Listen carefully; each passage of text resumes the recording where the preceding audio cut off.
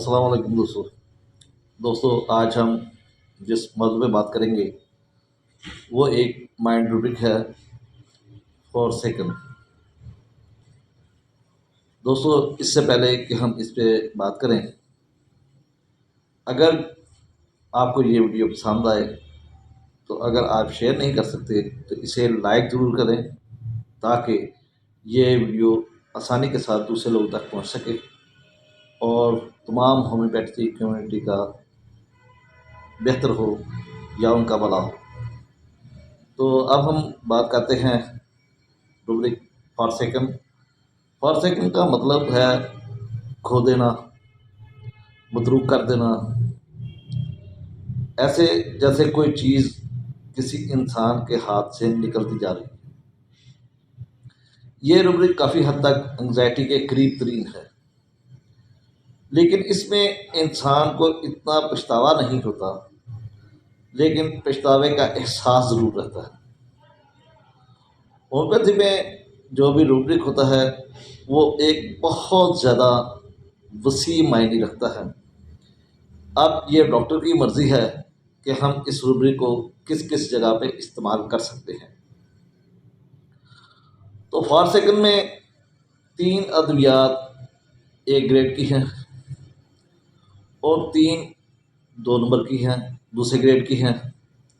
और बाकी छोटी छोटी काफ़ी अद्वियात हैं। लेकिन हम 6 अद्वियात पे बात करेंगे कि इनमें फॉर सेकंड जो है वो कैसे और किस तरीके के साथ हम इस्तेमाल कर सकते हैं। पहली 3 अद्वियात में ऑरोमेट, सोरानियम और पल्थाटीला आती है। दोस्तों तीनों में खो जाने का काम होता है, खो जाने की फिक्र होती है, परेशानी होती है, एहसास होता है। अब जो ऑरोमेट का पेशेंट होता है उसे ये एहसास होता है कि जैसे मेरे अंदर काम करने की एबिलिटी नहीं है, मैं अब कोई काम नहीं कर सकता, मैं मुआशरे के लिए फ्रूटफुल साबित नहीं हो सकता। इस हवाले से वो इस बात पे रंज करता है, गम करता है, पछताता है या ख्याल करता है कि अब मुझे इस दुनिया से फ़ारग हो जाना चाहिए। वो सुसाइड के प्लान बनाता है, और ना सिर्फ सुसाइड के प्लान बनाता है बल्कि वो कर भी लेता है। एक तो बात ये है कि ऑरोमेट खुद ये समझता है कि अब मेरे अंदर वो एबिलिटी नहीं जो पहले कभी होती थी या जो मुझ में होनी चाहिए, लेकिन इसे उस चीज़ से भी दुख मिलता है जब दूसरे लोग अपनी जिम्मेदारियां पूरी नहीं करते। तो ये थी ऑरोमेट। ऑरोमेट खुदकुशी करता है, का ख्याल करता है और कर भी लेता है, और इसकी वजह सेम सोरानियम में भी पाई जाती है, लेकिन थोड़ा सा मुख्तलिफ है। तो सोरानियम महसूस करता है कि उसके पास अब कुछ नहीं रहा। ये पैसे के हवाले से, जिम्मेदारी के हवाले से या उसकी शनाख्त के हवाले से, कोई भी ऐसी चीज़ या सेहत के हवाले से वो समझता है कि मैं अपना मुकाम बरकरार नहीं रख सकता, अपनी शोहरत बरकरार नहीं रख सकता, मैं अपनी सेहत बरकरार नहीं रख सकता, मैं रुपया पैसा जो है जो कि मुआशरे की ज़रूरत है उसे भी खो चुका हूँ। लिहाजा वो फॉर सेकंड की हालत में चला जाता है। और इसी तरीके से अगर देखा जाए पल्थाटीला, तो पल्थाटीला आप सब जानते हैं कि ये अफेक्शनिएट यानी कि मोहब्बत की, चाहत की गर्विदा होती है। वो चाहती है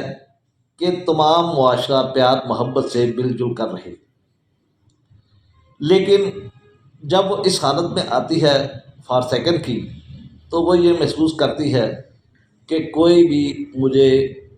मेरा हमदर्द नहीं है, मुझे प्यार करने वाला नहीं है, और इस कमी की वजह से, इस एहसास की वजह से वो इन हालात में یعنی کہ فار سیکنڈ کے حالات میں چلی جاتی ہے۔ یہ اس وقت سب سے زیادہ خوش ہوتی ہے، سب سے زیادہ کمفرٹیبل ہوتی ہے جب اسے پیار کرنے والے یا دوستی والے لوگ، معاشرہ ملے۔ تو دوستو یہ 3 ادویات تھی جو کہ ٹاپ نمبر پہ تھی، اور ان پہ جو ابھی میں نے بیان کیے ہیں کہ یہ وجوہات ہوتی ہیں جس کی وجہ سے یہ فار سیکنڈ کی حالت میں چلی جاتی ہے۔ اگر اس کے علاوہ 3 ادویات کی بات کریں تو اس پہ ہے ارجنٹم نائٹریکم۔ دوستو ارجنٹم نائٹریکم میں بھی یہ کیفیت پائی جاتی ہے، لیکن ارجنٹم نائٹریکم کا مسئلہ یہ ہے کہ جیسے آپ نے ارجنٹم نائٹریکم کے بارے میں پڑھا ہوگا کہ اسے ہر کام کرنے کی جلدی ہوتی ہے، لیکن ایک وقت ایسا آتا ہے کہ جس طریقے سے وہ پھرتی سے پہلے کام کر سکتا تھا اب وہ کام نہیں کر سکتا، اس کی جسمانی صحت ویک ہو جاتی ہے، اور نہ ہی وہ اس کے اندر سیلف کانفیڈنس ہوتا ہے کہ اپنی بات دوسروں کے ساتھ آسانی کے ساتھ کنوے کر سکے۔ تو ایسے حالات میں وہ اس کنڈیشن میں فار سیکنڈ کی کنڈیشن میں چلا جاتا ہے، لیکن یہ دوسرے گریڈ میں آتی ہے۔ اس کے علاوہ لیکسس ہے،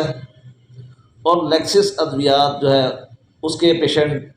ایک تو بہت زیادہ بطولی ہوتے ہیں، مذہبی ہوتے ہیں، جنونی ہوتے ہیں، اور اس کے ساتھ ساتھ یہ شکی مزاج بھی ہوتے ہیں۔ دوستو اگر وہ شکی مزاج ہے تو وہ ہر کام کرنے سے پہلے یہ سوچتا ہے کہ کوئی میرے بارے میں کیا سوچے گا، ہر ایک کو شک کی نگاہ میں دیکھتا ہے، اس طریقے سے وہ پراپر طور پر اپنا کام سر انجام نہیں دے سکتا، اور پھر مذہبی جنونی ہوتا ہے، اور اگر مذہب کے حوالے سے اسے کوئی غلطی کوتاہی ہو جائے تو اس سے بھی یہ اس کے لیے بھی یہی احساس اس کے اندر پیدا ہوتا ہے۔ اور پھر تو آتی ہے پلاٹینا۔ پلاٹینا کے متعلق بھی آپ جانتے ہیں کہ پلاٹینا یہ سمجھتا ہے کہ دنیا میں نمبر 1 میں ہوں، وہ دوسروں کو حقارت کی نظر سے دیکھتا ہے، اور دوسروں کو وہ سمجھتا ہے کہ سارے میرے متحد ہیں، جیسے میں نے کہنا ہے ویسے ہی سب کو ماننی پڑے گی۔ لیکن جیسے جیسے عمر زیادہ ہوتی ہے یا اس کے ساتھ صحت اجازت نہیں دیتی یا مختلف معاملات ہو جاتے ہیں تو پھر وہ اپنی پوزیشن میں نیچے آنا شروع ہو جاتا ہے، اور یہ چیز اس کے اندر فار سیکنڈ کی کیفیت پیدا کرتی ہے۔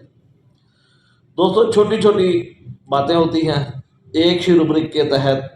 10 12 15 یا بعض دفعہ 50 ادویات بھی آتی ہیں۔ ہمیں ایک تو روبرک کی پہچان ہونی چاہیے، اور دوسرا جو ادویات ایک روبرک میں آئی ہیں اس کے ساتھ ساتھ ہمیں ان کو ڈفرینشیٹ کرنے کا بھی پتہ ہونا چاہیے کہ یہ جو دعا اس روبرک کے تحت آئی ہے اس میں کون سی ایسی علامت ہے، کون سے ایسے حالات ہیں، کون سی ایسی کیفیت ہے کہ ہم اس دعا کو اس روبرک کے تحت دیکھ رہے ہیں۔ دوستو عام طور پہ جب کوئی پیشنٹ ڈاکٹر کے پاس آتا ہے تو ہم جنرل سی علامات دیتے ہیں، جیسے کہ اس کی بیماری کے حوالے سے پیٹ درد ہے، سردی لگ رہی ہے، گرمی لگ رہی ہے، یا غصہ، نفرت، پیاس، جو بھی ہے سوال پوچھتے ہیں، اور اپنا ہم سمجھتے ہیں کہ یہ کیس مکمل ہو چکا ہے۔ لیکن کچھ ایسی آبزرویشن ہوتی ہیں وہ جب تک انسان یعنی کہ ڈاکٹر مریض سے کیس ٹیکنگ کرنے کے بعد اس سے زندگی کے بارے میں نہ پوچھے، اس کے حالات، اس کی گزر بسر کے بارے میں نہ پوچھے تو یہ کیفیات ڈاکٹر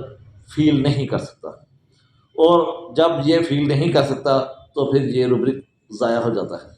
اس لیے دوستو مریض کے ساتھ جب آپ گفتگو کرتے ہیں، کیس ٹیکنگ کرتے ہیں، ایک تو وہ کیوں بیمار ہے اس کے بارے میں پوچھا جائے، اور اس بیماری کی حالت میں وہ کیا محسوس کرتا ہے، اس کی فیلنگ کیا ہے، یہ بھی نوٹ کیا جائے، تو پھر اس قسم کے روبرک آپ کے سامنے آئیں گے جو کہ آپ کی دعا کو کنفرم کر دیں گے کہ آپ جو دعا آپ نے جو دعا سلیکٹ کی ہے وہ 100% ٹھیک ہے۔